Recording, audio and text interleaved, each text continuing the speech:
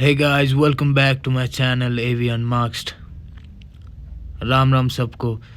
आज हम डिस्कस करेंगे एक गरीब इंसान और एक अमीर इंसान के माइंडसेट के बारे में कि उनका सोच कैसा होता है, दोनों के बीच में सोच का फ़र्क क्या है और वो कैसे एक्ट करते हैं और वो कैसे एक्ट नहीं करते हैं। अमीर बहुत ही हार्ड वर्किंग होती है और गरीब भी बहुत हार्ड वर्किंग होते हैं।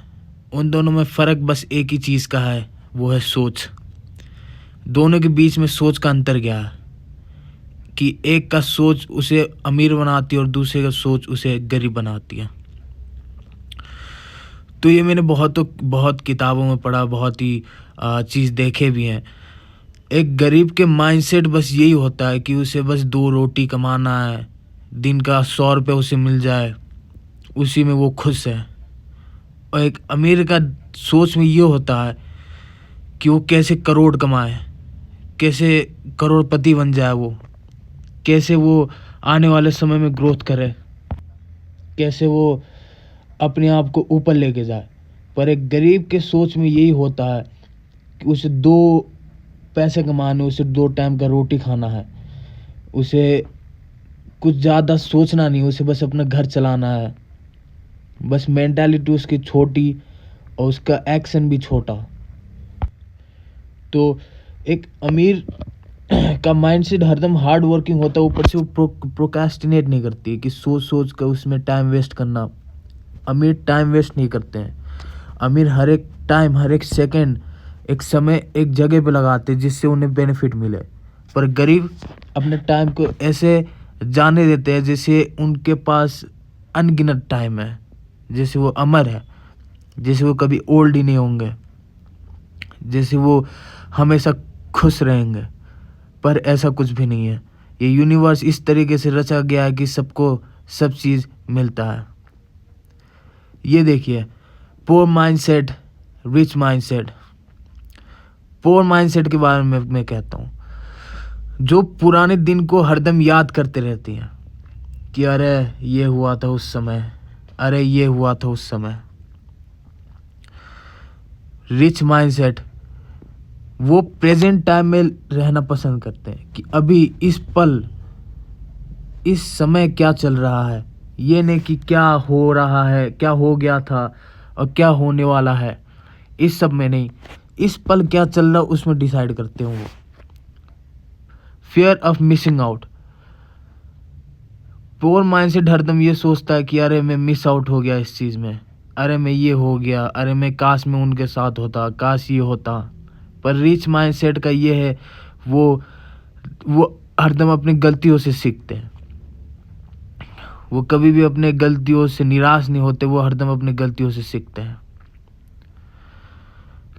कंप्लेंट्स कॉन्स्टेंटली, वो हरदम, पोर माइंडसेट हरदम अपने आप को दोष देते हैं कि अरे ये हो गया, ये हो गया, ये हो गया, ये हो गया, मेरे साथ ऐसे हो गया क्योंकि ये हो गया, मेरे साथ ऐसा हो गया क्योंकि मेरे साथ ये हुआ। रिच माइंडसेट वो कभी कंप्लेन नहीं करती है, वो उस चीज़ को अच्छा करना चाहती है। Poor mindset never likes to learn, वो कभी, पोर माइंडसेट कभी सीखना नहीं चाहती है। और रिच माइंडसेट हरदम, हर एक समय कुछ ना कुछ सीखना ही चाहती है। Afraid of investing, poor mindset हरदम, पोर माइंडसेट किसी चीज़ में इन्वेस्ट करना बहुत ही डरती है।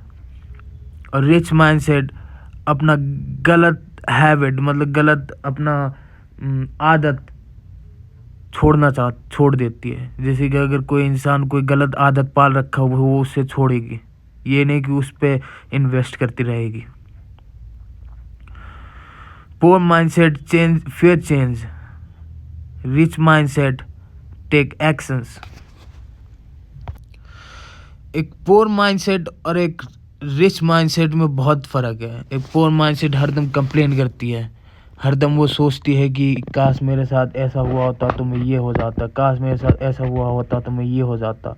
और एक रिच माइंडसेट वो सब पुरानी बातें छोड़कर अपने प्रेजेंट में फोकस करती है, जिससे उन्हें बहुत ही अच्छा कांस्टेंट प्रोग्रेस मिलता है। वो प्रोक्रेस्टिनेट नहीं करते। प्रोक्रेस्टिनेट मतलब सोचते ही रहना कि एक समय कोई इंसान सोच रहा है कि मुझे एक हफ्ते में ये काम करना है, पर उसे सोचते सोचते 1 महीना हो गया पर वो काम नहीं कर पाया, तो उसे कहते हैं प्रोक्रास्टिनेट। वीक माइंडसेट, कि वो अपना दिमाग एक जगह स्थिर नहीं कर पा रही है।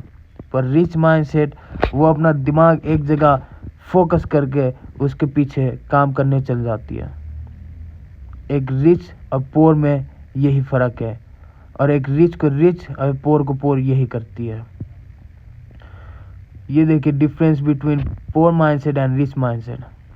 प्रोक्रास्टिनेट्स take action, tends to pessimist, tends to optimist, lives in the past, lives in the present, constantly complains, focus on the positive aspect, avoid learning, continuous learning, sees obstacle as unbeatable and quits easily, sees obstacle as opportunity to learn and grow, has short-term goals, sets long-term goals, avoid taking risks, takes calculated risks, view failure as the end of the road, sees failure as a learning opportunity towards success, spends impulsively and lacks financial discipline, is disciplined in spending and focus on investing, sees success as luck or chance, sees success as a hard work or and preservation। तो ये एक poor mindset और rich mindset के बीच में फ़र्क है। अब आप खुद सोचिए, अगर आप एक पोर माइंडसेट के हिसाब से चल रहे हैं तो आप क्या रिच बन पाएंगे? अगर आप एक ही चीज़ बार बार सोच रहे हैं, वो कर नहीं रहे हैं, अगर आप किसी चीज़ से सीख नहीं ले रहे हैं, अगर आप अपने आप को ऊपर नहीं ले जाना चाह रहे, अगर आप अपने भूतकाल में जीना चाह रहे हैं, तो क्या आप उस चीज़ से अमीर बन सकते हैं? और अगर आप एक्शन ले रहे कंटिन्यूसली, आप प्रेजेंट टाइम में जी रहे हैं कंटिन्यूसली, आप सीख रहे हैं कंटिन्यूसली, आप हार्ड वर्क कर रहे हैं कंटिन्यूसली, तो क्या वो आपको रिच नहीं करेगी? ये सिंपल सा एक आउटलुक है इस चीज़ में। एक पोर माइंडसेट और रिच माइंडसेट में क्या फ़र्क है, और एक पोर माइंडसेट आपको कहाँ ले जाएगी और एक रिच माइंडसेट आपको कहाँ ले जाएगी। बाकी thank you guys for watching AV Unmasked।